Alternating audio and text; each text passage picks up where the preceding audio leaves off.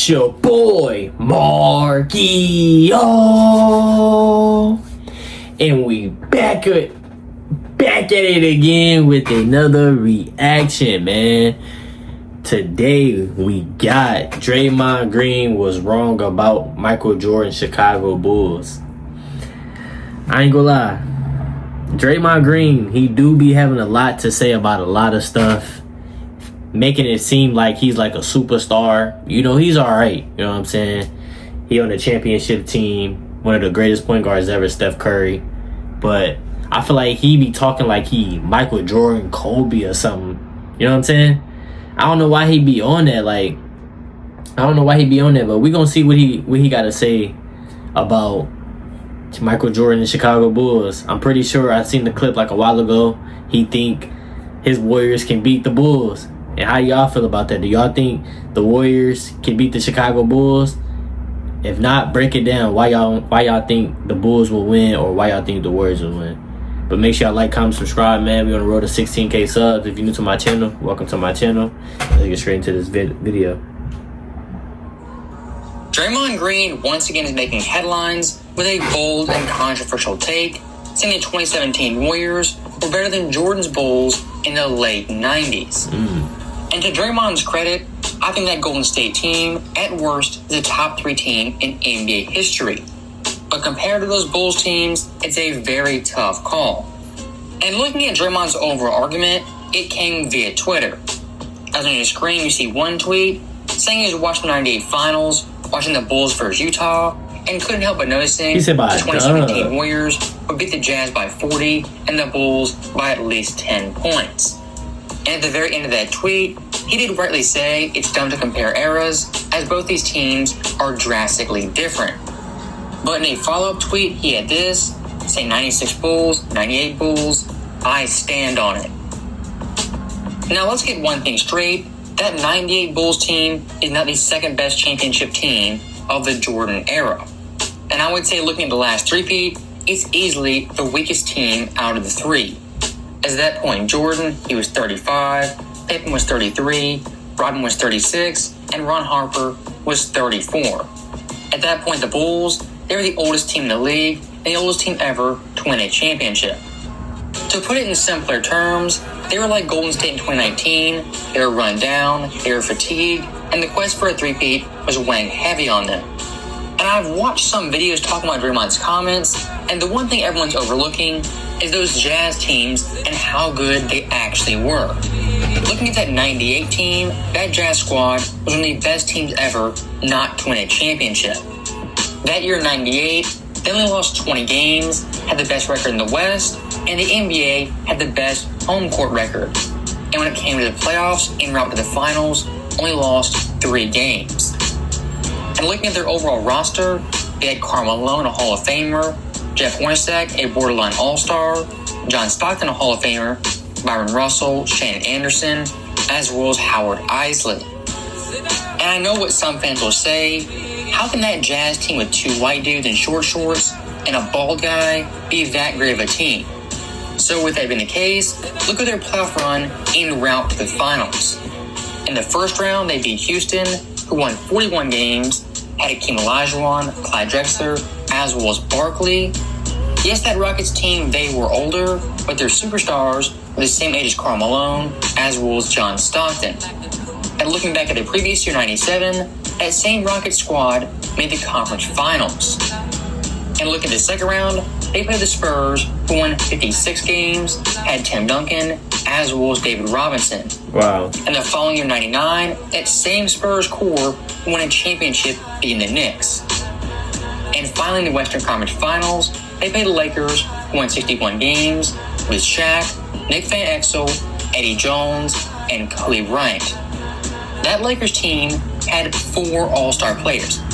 Yes, 4 All-Star players, including Shaquille O'Neal, the most dominant player of the modern era. And of course, the NBA Finals, they played the Bulls in a very competitive series, as 5 out of the 6 games were decided by 5 points or less. And actually, 3 of those games by less than 3 points. That 98 Jazz team was no joke, and they very nearly beat the Bulls en route to their first championship. And I do want to make one thing very clear. Look at the 98 Bulls, once again, they were old and they were banged up. And I would argue they were Jordan's worst championship team as well as supporting cast. Yes, they were still dominant, but they weren't the same as they were in the early 90s as well as the mid-90s. And looking back at Draymond, his take on this Bulls team I actually find correct.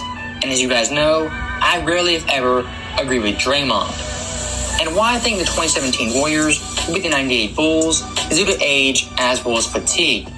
As that Warriors team offensively, they're dynamic, they were in their prime, they had very little of any injuries, and someone like Dennis Rodman and Scottie Pippen, they were really hurt near the end of this run, and they weren't the same as they were 2 years prior. Now, once again, looking at Draymond's tweet, in that second one, he referenced the 96 Bulls, which are definitively the best Bulls team Jordan ever had. If those two teams met in a series, this matchup would be a different story. As the 96 Jordan, this is the closest he ever came to playing on a super team.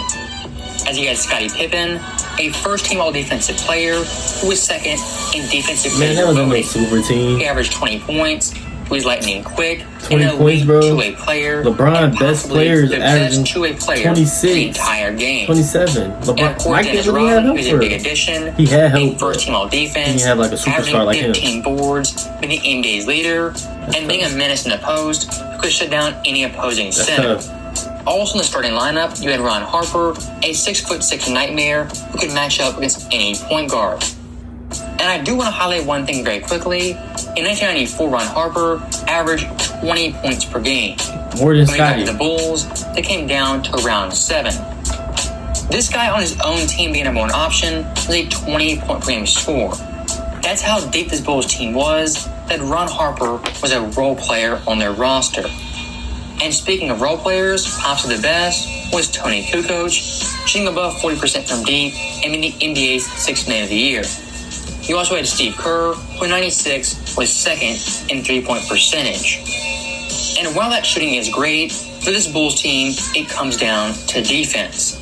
As looking at their four-man front, you have Ron Harper, MJ, Pip, as well as Dennis. They locking shit up. I don't know about you guys, but these scariest frontline NBA defenders I've seen on a basketball court. And compared to the small ball 2010s, this team defensively would absolutely feast. As all four of those guys can guard multiple positions, they can switch on pick and rolls, and they have length as well as speed. This team, quite literally, was the 85 Bears on a basketball court. But unlike that 85 Bears team, this Bulls squad was great on offense, being first in scoring, as well as offensive rating. And for someone like Jordan 96, he averaged 30.4 points per game and was the NBA's leading scorer. That was in an era where the pace was much, much slower, and the scoring was around 100 points per game. Yeah. And when talking about the mid-90s and the late 90s, going in the paint was a bloodbath. And for someone like Jordan, a 6'6" guard, to average 30 points per game is extremely impressive. If you put that in 2017, with virtually no centers, he would feast at the basket and around the rim. Forget three-point shooting, this guy in the post would dominate, and in the mid-range, he'd be unstoppable. And looking back at this Golden State team, Kevin Durant actually played small ball 5. How do you think that would go with Jordan coming down the lane? Now, looking at the actual series, one thing I'll be fascinated by is Draymond versus Dennis Rodman. As both these players have virtually no jump shots and are liabilities on the offensive end. Dennis cooking him. But unlike Draymond, Dennis Rodman Locking that was a up. beast on the offensive glass And getting as way well more as the boards. defensive glass. And once again, Golden State, having no real center, would kill them in this matchup. Yes. And Dennis Rodman, 96, versus Shaquille O'Neal, averaged 15.8 boards per game and 6.5 Man, shout out to Rodman, offensive bro. boards. That is Dennis cooking versus Shaquille Draymond on the O'Neal, boards. the biggest and most dominant force of the 90s. How do you think it would go versus Draymond Green, an undersized power forward? Now, looking at the offensive end of the floor when it comes to Kevin Durant, he's a deadly and unstoppable scorer. But in the past, we've seen great defensive wing duos slow him down and even stop him. Look at 2013 versus Memphis, where he shot 42% from the field and an awful overall series. Even 2016 versus the Warriors, in the second half of that series, he was absolutely dreadful. Yeah, y'all gotta stop versus making it Boston, seem like Jaylen Brown, can't play Jason defense Tatum, on him. they locked him down He for the do, entire man. series, as in total, he shot 38.6%. If a Boston Celtics team in 2022, with Jaylen Brown and Jason Tatum, can lock down Kevin Durant, what could Michael Jordan and Scottie Pippen do under 90s rules? And looking at the Warriors MVP, that of course is Steph Curry. Yeah. And when it comes to Steph, his opponent will be Ron Harper, one of the best point guard defenders in the entire NBA. And the benefit for Ron on offense, he really wouldn't be needed. So for this matchup, all he's got to do is run around screens, run over them, through them, make things difficult for Steph, and never let him get an easy shot or an offensive break. It's a very, very tall task, and Steph would still get his numbers, but make it difficult, make it be less efficient. If you limit Steph Curry, that Golden State offense starts to sputter and completely falls off the tracks. And one last thing I do want to touch on is Michael Jordan versus Klay Thompson or Andre Iguodala. Both Klay and Andre are great defenders, but compared to Jordan, they're not stopping this guy. Jordan versus this Golden State team, at worst, is averaging 35 points per game. Due to the increased pace, better spacing, no centers, and less physical defense. And speaking of that spacing, looking at Kerr and Kukoc, in this series, they're pulling 5 to 7 threes per game. Something in their era they rarely, if ever, did. And one thing Draymond did say is back in the 90s, the game was played in the paint and around the free throw line. That is 100% true. Yeah. And I think the Bulls in 2017, under those rules, will play nearly identical. Yes, those guys would shoot more, but wings like Pippen and Jordan would attack, and go towards the rim. Mm-hmm. As compared to the Warriors, their shooting simply does not compare.